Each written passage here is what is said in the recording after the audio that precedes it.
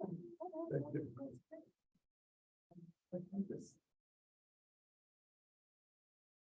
Okay, I think we'll get started. So thank you everyone for being here. It is my great pleasure to introduce Emily Reed.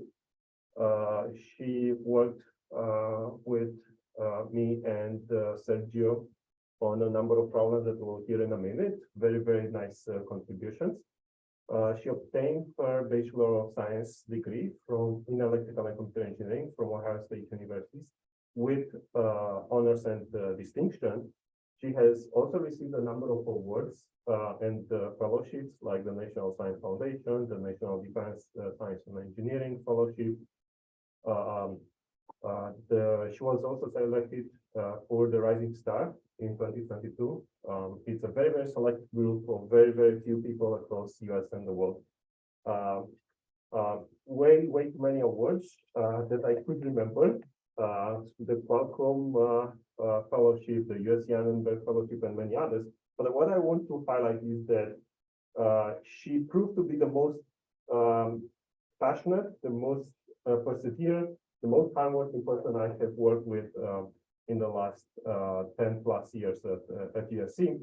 And those fellowships and awards are very, very much deserved. So it's great. One thing is that she wanted to do something in her PhD that is new, and we will hear more about this. So her research interest will be around the area or the effort of developing novel models and algorithms for modeling, analyzing, and controlling complex dynamical networks. But she also wanted to do a very cool application, so she chose to do it for the brain. So without further ado, let's welcome Emily. Thank you, Paul, for the very nice introduction, and it's a pleasure to be here. And thank you all for joining and for those joining online. So I'm excited to present to you my PhD work on foundations and methodologies for cyberneural systems. So I'm going to start by talking about cyber-physical systems, which are engineered systems that are comprised of physical components that interact via the internet, that are described by computational algorithms. And several examples pervade our everyday lives, including the power grid, brain-machine interfaces, natural resource surveillance systems, the economic system, and healthcare systems. So unfortunately, cyber-physical systems are vulnerable to catastrophes such as blackouts, seizures in the brain, wildfires in the forests, economic downturn, and life-threatening conditions to patients. So a question that I want to address is how we can design effective, efficient, and safe cyber-physical systems. And in particular, I'm focusing on cyberneural systems, which describe the underlying mechanisms of neurotechnology, where the hardware, software, and the neural system interact to do things like treat patients with life-threatening and brain-related disorders, to augment physical capabilities, and even augment human intelligence. So in particular, I want to understand how we can design safe and effective and efficient cyberneural systems. So my approach combines the following three research areas. The first is dynamical systems and control theory, obviously principles from cyber-physical systems, and also from neuroscience, in order to build a framework that can monitor, detect, prevent catastrophes in the brain in particular. And so cyber-physical systems at their core are complex dynamical networks, where these physical components are represented as nodes in the network. They interact in a complex manner, meaning highly nonlinear, non-Markovian, and they're large scale. Each node possesses a property or signal that evolves in time, and we can estimate and represent this system from data. And we want to construct a mathematical model of this system. So in doing so, we want to look at the properties of this data. And in particular, we find that data pervading cyber-physical systems has inherent long-term memory. And so as an example, I'll give you a patient undergoing a left frontal seizure. And if we look at the signals from the electrocardiographic readings of a patient who is experiencing this seizure, which is recorded from a device that is planted on the surface of the brain, and it measures the difference in electric potential. What we notice is that if we look at the properties of these signals, in particular, if we look at the autocorrelation function, which is a measure of the correlation between the signal and a delayed copy of itself, then we see at long time lags a non-zero correlation that's statistically significant. And inherently, this means that the system possesses long-term memory because we have this non-zero correlation between the signal and itself at these long time lags. And so we want to be able to capture this long-term memory in a mathematical model. So one such way that we might do that is by considering an autoregressive model, where we have the system is a function of its previous measurements, or what we call states. And these states are weighted by parameters, and we have a finite amount of states that we consider. So as we go forward in time, we have to re-estimate the parameters of this system. So one way that we could overcome this is by considering a fractional order derivative, which also is a weighted sum of the previous states. But now these weights are determined by a function psi, which is parameterized by a single parameter alpha. And this is the fractional order exponent. And if we look in particular at this function psi, especially in the case of the integer ordered value, alpha, we see that as we increase the memory, or as j increases, we have the weights decay quickly to zero. So we're not able to capture the long-term memory in this system because these weights are no longer providing they're zero, so they're not weighting the importance of the past states. Whereas if we consider a fractional exponent or a non-integer valued alpha, as we increase the memory, as j increases, we have non-zero weights that allow us to capture the long-term memory of the previous states and the long-term memory in this system. So I just want to point out that the fractional order derivative is a generalization of an integer order derivative, which is a function of binomial term. Here, if we consider a fractional order derivative, the binomial term generalizes to a function of gamma functions. And so even considering if we had an integer value, we would still obtain the same as the traditional definition of an integer value derivative.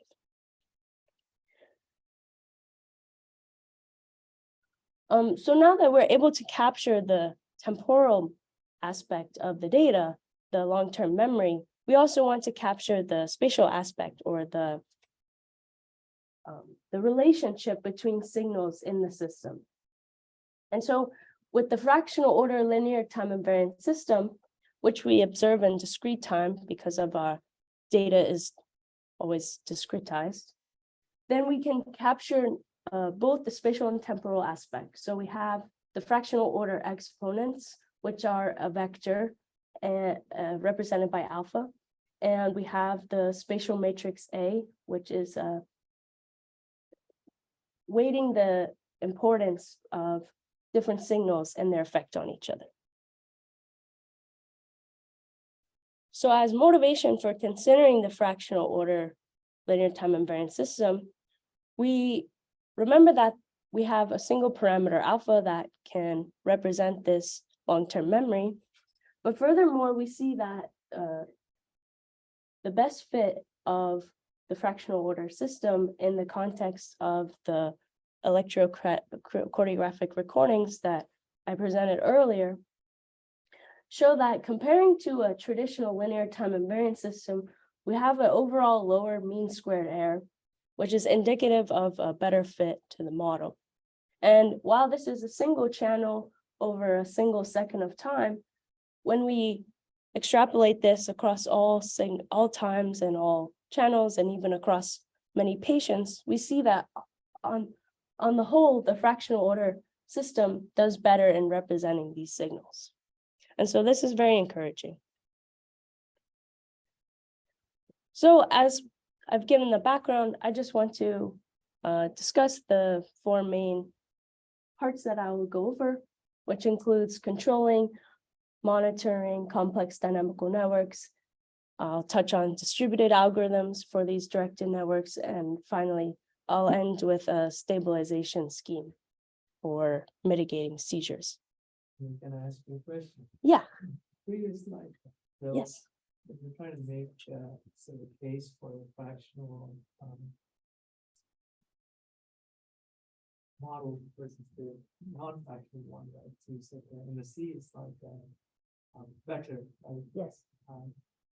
Now, how do we contextualize that? Right? Like in this particular illustration, it's just an example, and just a small difference. Yes. Maybe that's statistically meaningful or not.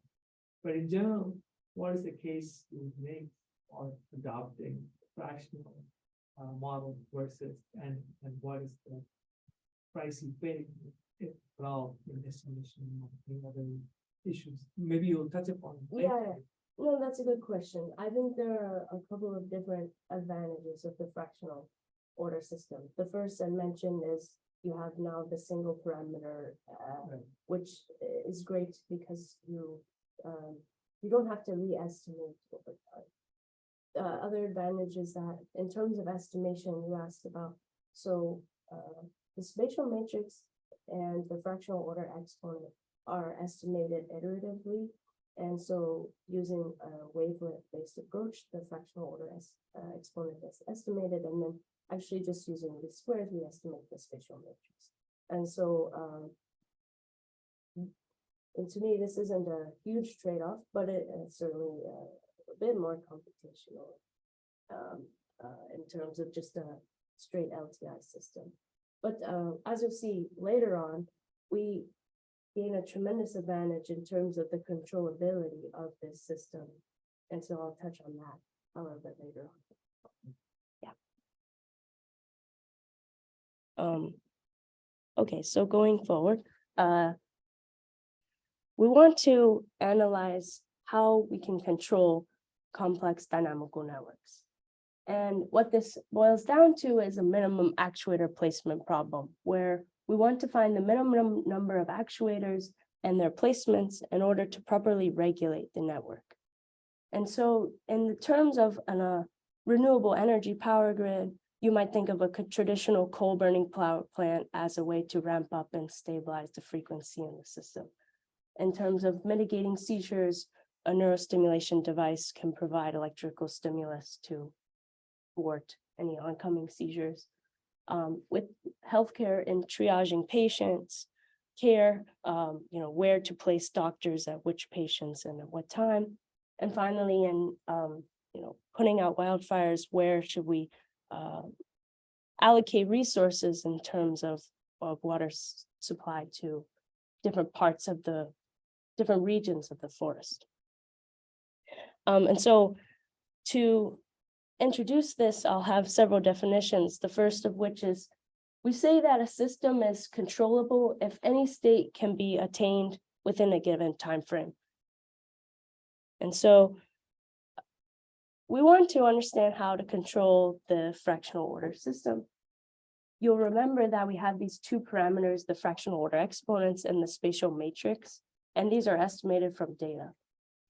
Now, we know that in any estimation, it may not be, the parameters may not be completely accurate due to noise. And so in the literature, previous work has overcome this by considering structural systems. In particular, structural systems has been considered for linear time invariant dynamics. And so what this entails is you have an LTI system, and we say that it's structural if the matrix has arbitrary entries wherever they are not zero. And so as an example, if we have a parameterized LTI system, we obtain this A becomes the adjacency matrix of the network. And so we obtain a weighted directed network. In the case of a structural system, we have now arbitrary weights. And so we have an unweighted directed network. And so with this, we can use this framework to derive conditions for controllability that are related to the properties of the graph. And so what I did was I looked at structural systems in the context of fractional order, linear time invariant dynamics, where now not only is the spatial matrix a structural matrix, but also the fractional order exponent can now have arbitrary parameters wherever they're not zero. And so the key here is that in considering arbitrary fractional order exponents, we obtain self loops in this system. And so this is best shown with an example where we have the spatial matrix now, which has a zero diagonal, which would traditionally indicate no self loops. But because of the presence of the arbitrary fractional order exponents, we obtain these self loops for free. And so what this does is when we consider now the conditions for structural controllability, which just says that a system is structurally controllable if there exists a set of parameters such that that system having the same structure would be controllable. And so we're able to obtain conditions for structural controllability of the fractional linear time invariant system to be the same exact conditions as a linear time invariant system that has self loops. And this is because of this structural equivalence notion, where you can see that these two networks are appearing to be the exact same, but we have a fractional order system that again has a zero diagonal adjacency. And here we have a linear time invariant system that has self loops. And so these two systems, while they are the same, their dynamics are different. And so we can obtain the same conditions for structural controllability. And so in order to obtain those conditions, I'll just introduce one more definition, which is that of a strongly connected component, which is a maximal subgraph that has a path from every node to every other node. And so some examples here, we have all of the rectangular dash boxes are strongly connected components, where we have the degenerate case of a single node could be its own strongly connected component. But you see that we have a source strongly connected component if it doesn't have any incoming edges from other strongly connected components. And we have a sink strongly connected component if it doesn't have any outgoing edges from other strongly connected components. And so the conditions for structural controllability are dependent on these strongly connected components. And we say that it's structurally controllable when at least one of the state nodes and every one of the source strongly connected components in the network is actuated or connected to an input. And so going back to our example, we have the fractional order system. We see that we have the inherent self loops. We have one source strongly connected component. So we need to actuate one of the nodes in this source strongly connected component. So we could actuate either X1 or X3 to obtain a controllable system. So in doing so, we obtain controllable network. So I presented here a simple example, but we looked at several other examples. So consider, yeah, yes. So if this, in this example, if it had not been a fractional system and it was a traditional LTI, Mhm. and you didn't have these self loops, Yes. in the same example that you gave, or maybe the example at the bottom, what would change? Would it be less likely to be controllable, or would it actually be uncontrollable? So in this example, it would be the same. This is a simple example. But the LTI system requires two conditions for controllability. So not only we have to actuate the source strongly connected components, but we also have to meet a maximum matching condition, which just says that if we have a bipartite network of the state nodes, we need to have a maximum matching. And in any case that we don't have any nodes on the right half that are not matched, then we have to actuate those nodes as well. So some additional nodes might need to be activated at %, yes. Right, right. And That's I'm exactly my question. okay, and I'm gonna show that next. So here, for example, in the rat brain network, which has 503 regions of the brain that we represent as nodes and their interconnection as directed edges, then if the network were to possess linear time invariant dynamics, because of this maximum matching condition, we would need to actuate 292 actuators. Whereas in the case of the fractional order, because of this inherent self loops, it turns out for this specific network, we only need to actuate one node. And so this is where the advantage comes in terms of the controllability of the system. Because we have these inherent self loops for free, we are able to have simpler conditions for controllability. And so that's what this theorem says, which again, if any topological network possessing the fractional dynamics requires less than or equal to the number of actuators as the exact same network possessing LTI dynamics in order to achieve controllability. And so I also looked into how to assess the trade-offs between the amount of time to control the network with the required number of actuators in the system. So here on the right, we have the exact same images as before, whereas as you might have guessed, if you move backwards in time, or as you have less time to control the system, you require more actuators to compensate for this trade-off. And so this was interesting, but we still see this, again, this pretty significant advantage in terms of the fractional dynamics, at least in the case of the rat brain network. Yeah, Paul. So one question came to mind. Now, yes, there is an advantage between having the fractional order derivatives, but there is also an effort of placing and getting data from, let's say, all the 503 brain regions. What would be the minimum number of variables for which I should identify the fractional order derivative so that I don't need to identify 500 fractional order derivatives, which will tell us also the places where you should place the center, so that I can get in the same order. Like, okay, I don't need to activate only one node. Maybe I need to activate 10 or 50 nodes, way significantly less than in the first case. But I may only need to monitor, let's say, 5 to 10 brain regions. Okay, so your question is, how do we monitor fewer regions so that we obtain the okay, so I guess as long as we have arbitrary fractional vector, meaning it doesn't have any zeros, then we'll obtain this advantage. And so really, then you only need to know the adjacency matrix or the connections between the different regions of the network.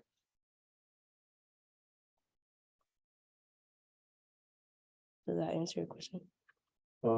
It's just a question that came to my mind, so Okay, I don't know the solution. I think good idea.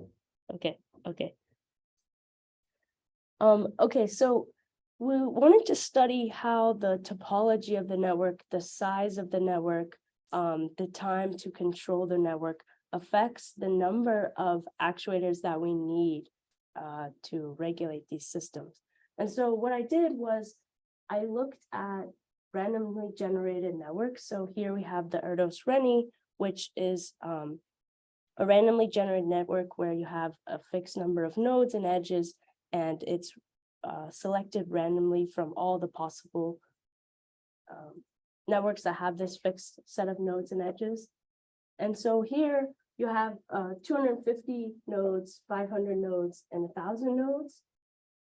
And what we see in these colors is actually the difference in the number of actuators between the LTI and the fractional LTI system. And so as we vary the number of edges, we don't see a tremendous difference in the trends. Whereas if we vary the time to control, we can see that the time to control plays a significant role in this difference. But really interestingly, I think these trends are fairly similar across the size of the network. So what I think is interesting about this is that the size of the network seemingly doesn't play a large role in determining the trends of this difference in controllability. And so I looked also at other randomly generated networks, the Barabasi-Albert network, which is a scale-free model, meaning that the degree distribution follows a power law, and it is constructed according to a preferential attachment. So the connections are made based on how many connections that node already has. And so what's interesting here is this parameter K, which is the number of connections that a node has that gets added at every iteration. It seems to greatly affect these trends.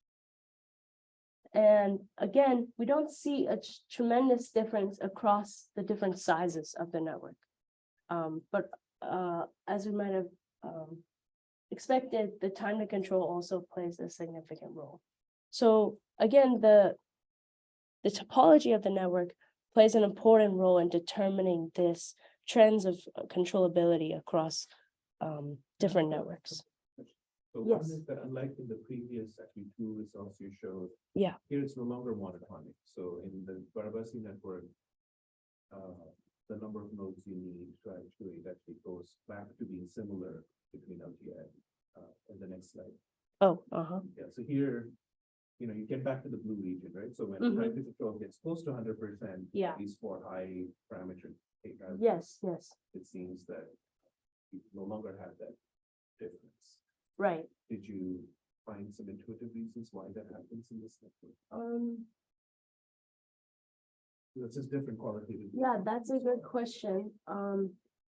So the parameter K is again the number of connections that are added at each iteration. So seemingly, the more connected a network is, the more strongly connected components we'll have, and the less unmatched vertices we'll have. So potentially that's why we obtain this this trend. And the other comment perhaps is that you mentioned that, it is changing a little bit. I see it's going from 50 to 100 to 200, but not as fast as you're scaling up the size of the network. But a different way to see that would be the percentage of nodes I need to actuate is actually going down, which suggests that when you have extremely large networks, that maybe that difference between LTI and FLTI may not be as significant as a percentage. Yeah, that's probably that might make sense. I think the largest networks that I considered were 1,000 nodes, and so perhaps that's a limitation. The grand scheme of things, like 1,000 nodes is not that big, but I think you're right. That would be interesting to study and to investigate. I have some ideas about how to do that at a small scale, and I'll show those after So the last one here is the Watt-Strogatz network, which has this rewiring parameter P. So it's rewired with a probability. And so again, the probability P doesn't seem to affect very much the difference in the actuators. And we see here that the trends are similar across the size of the network, and also the time to control plays an important role. So kind of going back to your question, we investigated different real world networks. And so the green line shows the rat brain network that I showed you, which has a tremendous advantage. And we see other results that are also encouraging with the C. elegans network, the power network, and the macaque brain network. But what's interesting here is we also plotted the multifractal spectrum, which is a measure of the heterogeneity of the structure of the network.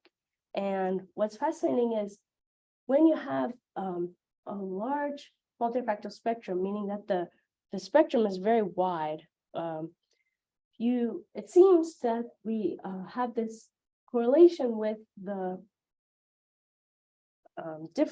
large difference in the number of actuators. And so what I think is happening here is that because we have this maximum matching condition required for the LTI system, when you have such a varied network with different structures, we can obtain a large advantage in terms of the fractional dynamics and the LTI dynamics. So potentially that is more illustrative than, say, the size of the network.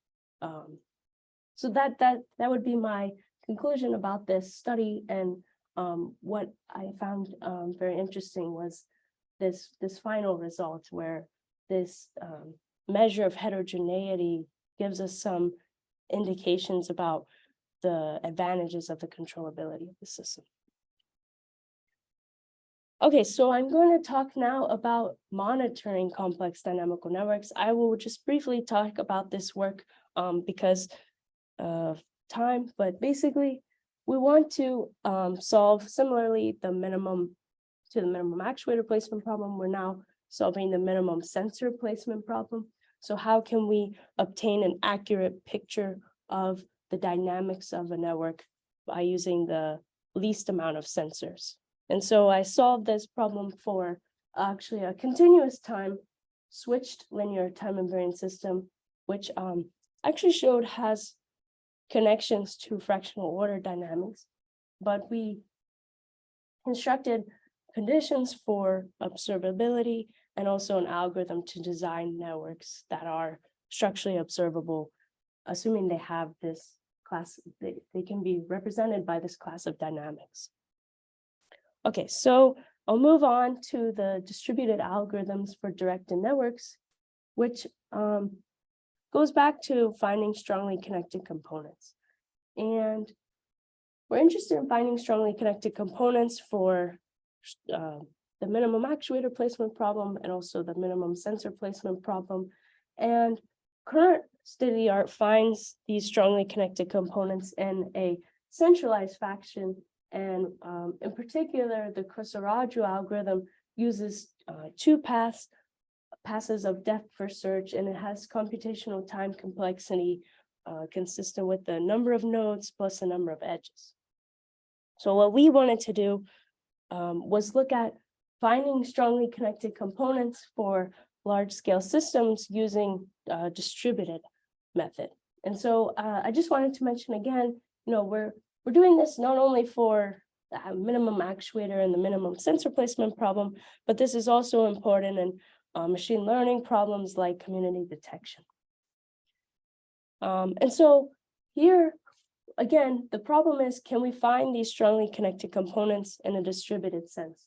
Meaning that we're only looking at the incoming information to a single node.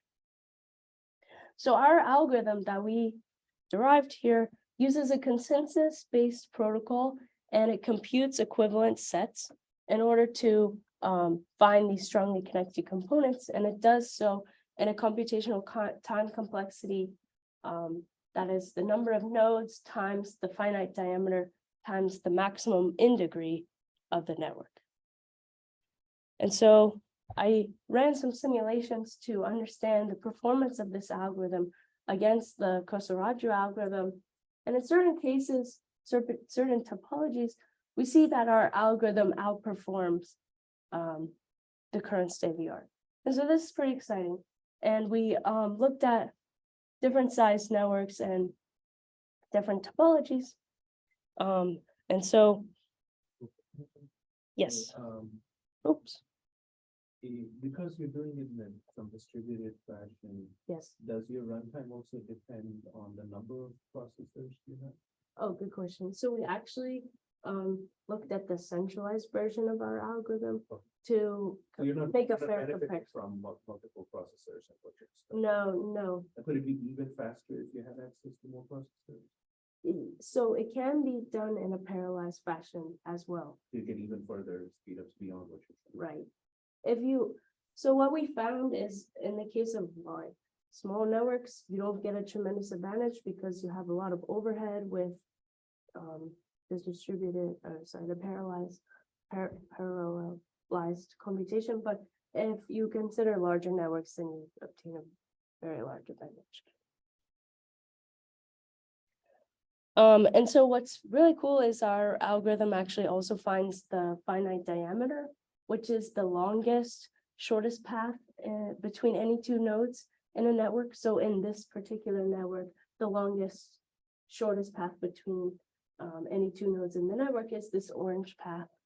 And the current state of the art finds the finite diameter in a centralized manner. It's the Floyd-Warshall algorithm. It basically enumerates every possible combination of paths and takes the maximum. And this has computational time complexity of the number of nodes cubed. And so our algorithm, which finds the strongly connected components, also can find the finite diameter just by considering the number of iterations required to find these strongly connected components. And so again, our time complexity is the same as before, the number of nodes times the finite diameter times the maximum in degree. And you mentioned another algorithm that you were comparing. Yes, yes, The Kosoradju algorithm. right. Could that also be used to compute bandwidth? Or is it very specific to your algorithm that the number of iterations equals to that? Yeah, so this doesn't find the finite diameter because it works in such a way that it would not be able to remember the longest, shortest path. Whereas seemingly, by convenience, our algorithm is able to do both. That's And so I just wanted to mention a few applications where finding the finite diameter might be important. So we could potentially improve internet searches, identify faults in power grids, and in our case, understand biological networks. And so again, I looked at simulations of our runtime and the Floyd-Warshall algorithm, and seemingly our algorithm outperforms for relatively small networks, but that's because the Floyd-Warshall algorithm takes a very long time to run for large networks. So this is very encouraging, and I think at least in terms of the computational time complexity in comparison with the Floyd-Warshall is comparable. Okay, so lastly, I will discuss stabilization and stability of complex dynamical networks. And so for this, I'm going to focus in on the brain, which is one of the most complex dynamical networks, especially when it is affected by neurological disease. And in particular, epilepsy is one of the most common neurological diseases. It affects more than 50 million people worldwide, and it accounted for $8.6 billion in 2016 here in the United States. So the question is, how can we help people who are suffering from epilepsy? And it turns out that 70% of patients can be treated with medication, but this leaves out about 15 million who do not respond to medication. And so they become candidates for surgery, which involves resecting a portion of the brain where the seizure is believed to start. But it's often difficult to pinpoint the starting location in the brain. And furthermore, there may be more than one starting location. And so physicians have turned to neurostimulation devices in order to treat patients with medically refractory epilepsy. So unfortunately, though, today's neurostimulation devices lack the mathematical foundations in order to provide efficient and effective care. And that's basically because physicians rely on trial and error methods to tune the device to a patient's need over multiple months. And ultimately, this means that patients do not have a guarantee that they will have a seizure-free life. And so what I want to do is build a framework that can do better than this current state of the art and provide a way to efficiently and effectively mitigate seizures. So the strategy that I employed was to mathematically model the signals from the brain, develop a way to analyze these signals in order to calculate a feedback control that can ultimately stimulate the brain and mitigate seizures. So as I already discussed, this mathematical model that I will be using is the fractional order LTI system. And there are many different ways to estimate the parameters of the model. The current method is to use a alternating algorithm that estimates the fractional order exponents in the spatial matrix. And I just wanted to point out that here, if we look at the parameters for a given time window before the start of seizure, we see that the fractional order exponents are indeed fractional. They are between 0.5 and 1. And so they're showing us that we indeed have this inherent long-term memory. So I think that's really important and interesting. And so now we want to analyze these signals. So the current methods are rather interesting and for detecting seizure. Physicians rely on a method known as the earliest ECOG change, which basically they identify the unequivocal start of seizure. We can see by our eyes, and then they, again, using their eyes, go backwards in time to identify the first change in the pattern. And so for one, this is a non-causal approach. And for two, as you might have guessed, depending on who the physician, which physician is analyzing this data, you may obtain a different result. So many works have turned to machine learning models to pinpoint the starting point of seizure, and to varying degrees of success. But the biggest issue is that they just don't generalize well across patients, and they suffer because there isn't a widely accepted definition of the starting point of seizure. And furthermore, these machine learning algorithms lack interpretability oftentimes. And so my approach is to harness a recently proposed hypothesis that suggests that seizures start due to a critical transition in the brain, which can be described as an instability. And so the question is, now, can I use this mathematical framework to characterize the start of seizure by leveraging these notions of stability? And so my approach is to find the stability conditions for fractional order systems, which we saw were a suitable model for brain signals, and identify how we can leverage this notion to pinpoints start of seizure. And so just to give the definition here of discrete time fractional order linear time invariant system is globally asymptotically stable if and only if all the eigenvalues of this A0 matrix are contained within the unit circle on the complex plane, where the A0 matrix is a function of both the spatial matrix and the fractional order exponents of the fractional system. And so this matrix V here is a diagonal matrix that is determined by the weights, the functions that.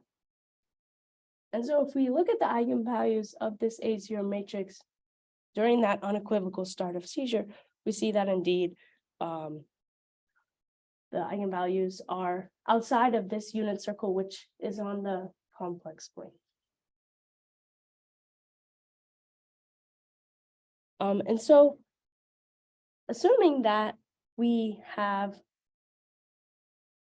a seizure that starts due to an instability in the brain, we want to calculate a feedback method in order to thwart seizure and stabilize these brain dynamics. And so in order to leverage these notions of stability, I'm going to use linear matrix inequalities to develop a theme that can stabilize these fractional order linear time invariant systems.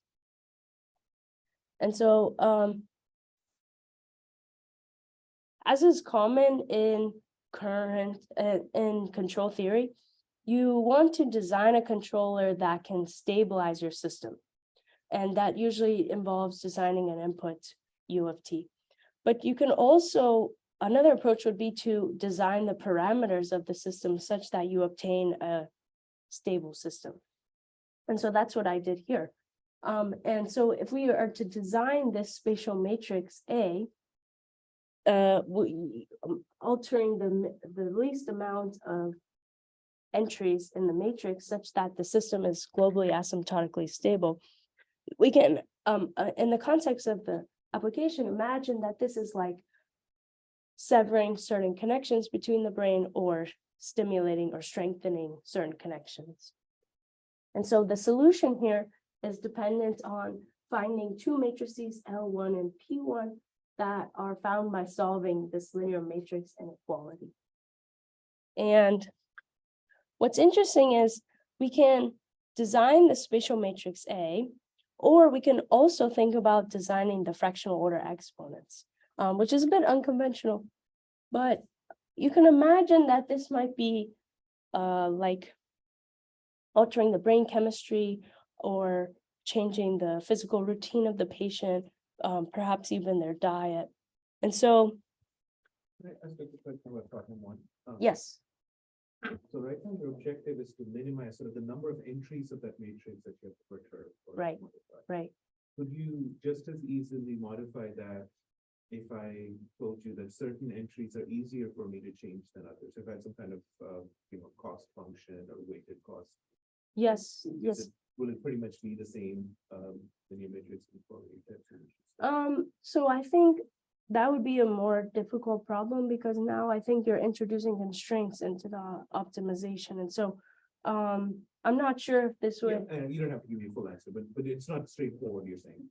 Well, it's a bit of a different, from what I understand your question to be, it's a bit of a different setup because you're either you have to change the objective or you would hard constrain it in the optimization.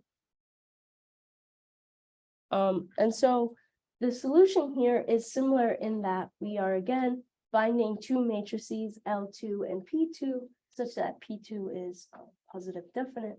And so we again solve a linear matrix inequality where we now restrict these matrices to be diagonal such that we can more easily obtain a feasible solution. And so in a sense, this is a suboptimal solution because of this constraint. And so what's interesting is, okay, now we have designed these two parameters, A tilde and the fractional order exponents, and using either one of these, we can actually design an input that we feed back to our system. And it's based on a feedback that this gain matrix K is determined by solving either problem 1 or problem 2. So now we have a rigorous method to stabilize the system based on the parameters of the system as well as the current state of the signals. So looking in simulation at how this performs, we see that we are able to calculate a feedback stable feedback matrix, and we're able to stabilize the eigenvalues of this new system with the newly designed spatial matrix A. Would it make sense to kind of pre-stabilize it before a seizure even happens, or do you have to do it only after you detect that there's suspicion? Good question. So right now, the method stabilizes after the eigenvalues indicate that the seizure is, or indicate that the system is unstable. And so, right, in some sense, it would be great to stop the seizure before it starts. But what we see is that in trying to do so, there's a lot of false positives. And so even when the eigenvalues go above or outside of the stable region, we don't always see a seizure occurring. And so having a threshold for when those eigenvalues go outside is important to identify. And also, I think that looking at the quantitative amount of modes that are outside of the unit circle, not just does one go outside, but how many is an important metric to determine the start of seizure. But again, it's very hard to validate because of the lack of the inability to basically select ground truth, and it's determined. We base it off of what the physicians have marked on the data, but again, as I alluded to earlier, it's there's difficulty in relying on that because of the inconsistencies across different physicians. And so We have another related question. So, and maybe it's implicit in what you're saying anyway. So it seems like this matrix A is dynamic, meaning it changes over time. What's the typical time scale over which that changes? Do you have to keep computing these things every second, every hour? Right, yeah, that's another really good question, and I would say perhaps the limitation of this work, but the thing is, no one has looked at linear time invariant fractional dynamics. What would be great is to investigate now the time varying version of this problem. And I think you're right that, having a 1 second time window or a 2 second time window, the spatial matrix may change and most likely will change. And identifying that ideal window of time to analyze Still an open question. it's still very much an open question. So finally, in solving problem 2 and altering the fractional order exponents, we again are able to calculate the parameter alpha tilde, where we can stabilize the eigenvalues of this system and driving these neural signals back to a stable region, ultimately mitigate seizures in the brain. And so, in summary, I solved the minimum actuator and sensor placement problems for different classes of dynamics. I developed a distributed algorithm to find the properties of directed networks, namely the strongly connected components and the finite diameter. And I looked into and developed the novel stimulation strategies to try to mitigate seizures in the brain. And so in future work, I'm really excited to work on practical stability conditions for relating stability to pinpointing seizure start in the brain, because global asymptotic stability conditions have this inherent assumption that time goes towards infinity. And so deriving practical or finite time stability conditions would be more practical in this case. I really want to examine the impact of unknown inputs or things that we cannot model in the system. I want to add constraints to the problem of stabilization in order to ensure safe operating regions, and looking into more complex dynamics like time varying or switched fractional order LTI systems. And then on the side of designing cyberneural systems, again, characterizing seizure onset and seizure onset zone with this relationship between the critical transition and the memory in the system, as well as the stability of the system and how these factors relate in determining seizure onset. And then translating these feedback controls to develop effective and safe stimulation delivery. And then finally, how we can synthesize invasive, which is what I've mainly worked on, and also new non-invasive measurements such as electrodermal, things like heart rate, other things that we can measure non-invasively. And so with these tools, I hope to advance cyber-physical systems, treat other neurological diseases, and even in the future develop future neurotechnology. And so I'm really happy with all the research that I've been able to do here at USC, but I wanted to also mention some of the teaching and the mentoring and the outreach that I've done, which I think I'm also very equally proud of. And so I've worked hard to support other PhD students, especially minority students. And I'm really grateful for all the support from the Women in Science and Engineering program here at USC. I was a tutor during the pandemic for students who were not only unable to go to school, but also were at risk of homelessness here in Los Angeles. And so I also really enjoyed mentoring undergraduate and high school students and conducting research. And I'm really happy to share with you that my 2 undergraduate students this year actually were awarded at the undergraduate USC Research Symposium for best poster in a multidisciplinary area. And so that was very exciting, and I'm proud of Yoya and Khaled who did that work.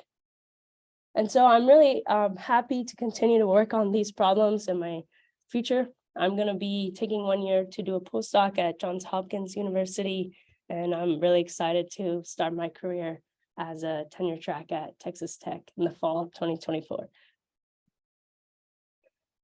And this is my list of publications.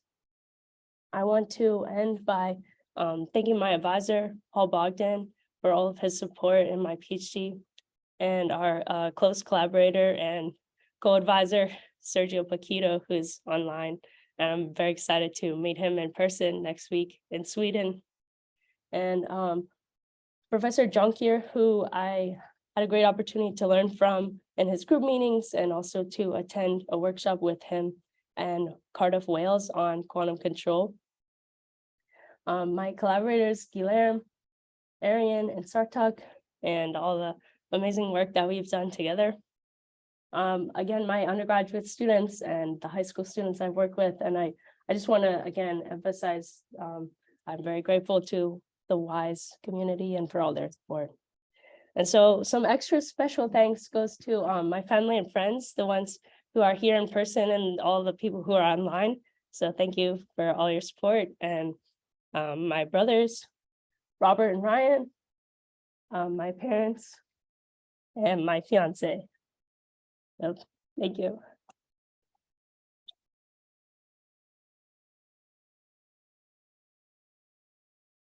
So I'll now take any questions.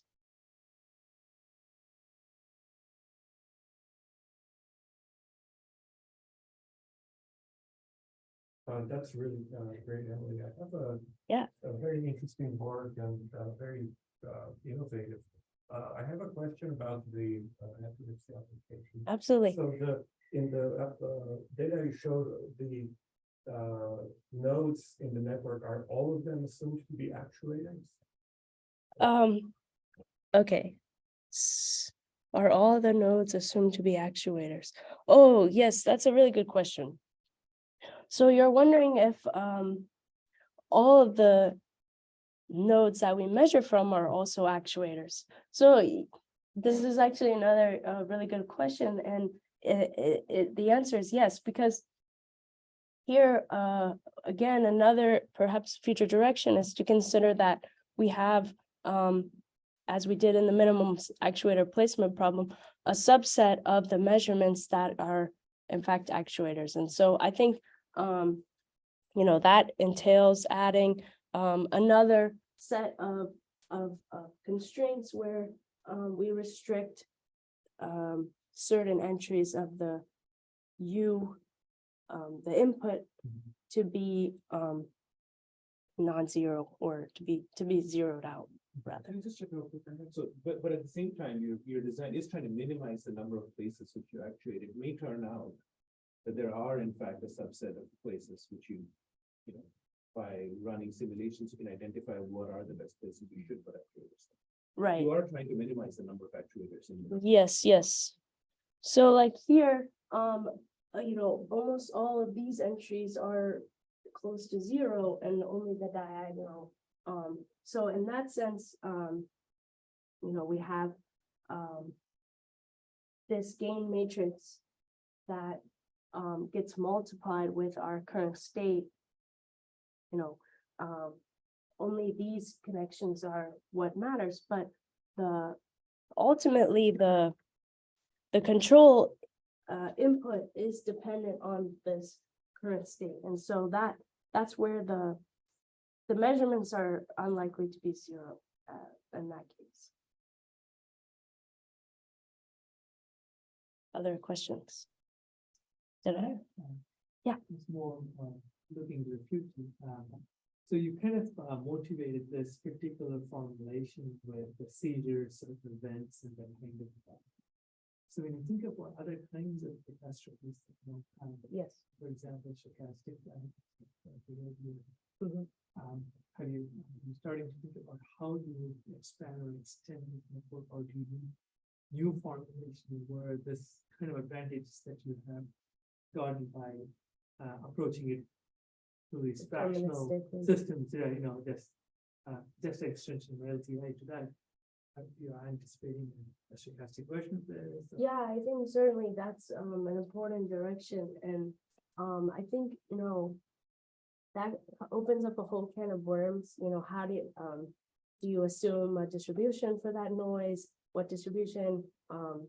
And so I haven't studied that very much in my PhD, but that would be certainly very interesting to look at and work on, especially with jump diffusion models, and where we have these rare noise events that occur. Yeah, and you kind of alluded to some other kind of signals like PDA or hard, so many systems that are supporting homeostasis of various forms always have a breakdown that happens. Looking at sort of from the lens of this type of approach, would be sort of fascinating. Also, Emily's a nice scholar. Honored bestowed to a handful of our, top students in the department, which is amazing nice scholar. I'll second that. Other questions? Hi, Emily. This is Sarthak here. Oh, yeah. Hi, Sarthak. Yeah, congratulations, fantastic work. Thank you. I just had like a quick question on the LMI design for the epilepsy application. So in the sense that when you're designing the LMI, is there any way in which we can like, look at, having a decay rate for which the eigenvalues go towards 0? In other words, is there any way in which you can think about or have any comments about you can design your linear matrix inequality to have a decay rate at which you sort of, decay your Lyapunov function or, drive the eigenvalues inside the unit circle such that you do not have, such that you essentially have milder actuation since it's a biological system. So could you comment on whether we can include some sort of a decay rate in your linear matrix inequality and how that would change your LMI design? Yeah, that's a really good question. It may, for one, it may require a different formulation because here it's a matter of stability and instability, and that's determined by this greater or equal to 0. And so perhaps, altering this, 0 to be a larger number would probably make it so that the control is stronger. But in terms of making the control decay, I think, one thing is this is a time invariant system. And so, we are assuming that in one step we can stimulate the system and stabilize it. But perhaps a better approach is to stimulate over, multiple time windows or multiple seconds and eventually push this towards stability. And that would, like you're saying, require a different formulation altogether. And I think that would be a really interesting future direction. And thanks a lot for this idea. Thank you. Thank you so much. Thanks, Sartai.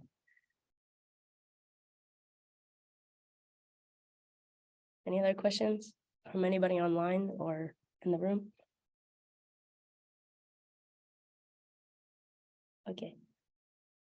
Okay, so now we'll have the closed session, right, Paul? Yes, I think so. So if there are no questions, they will ask you to leave the room for some time. So for everyone online who's not in the committee, we'll ask you to please leave the Zoom room.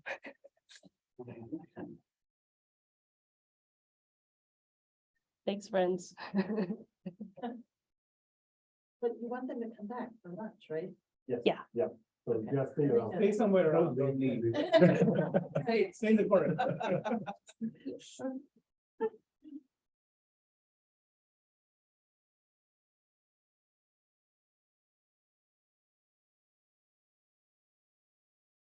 Thanks. Just put the things inside. Yeah, thanks.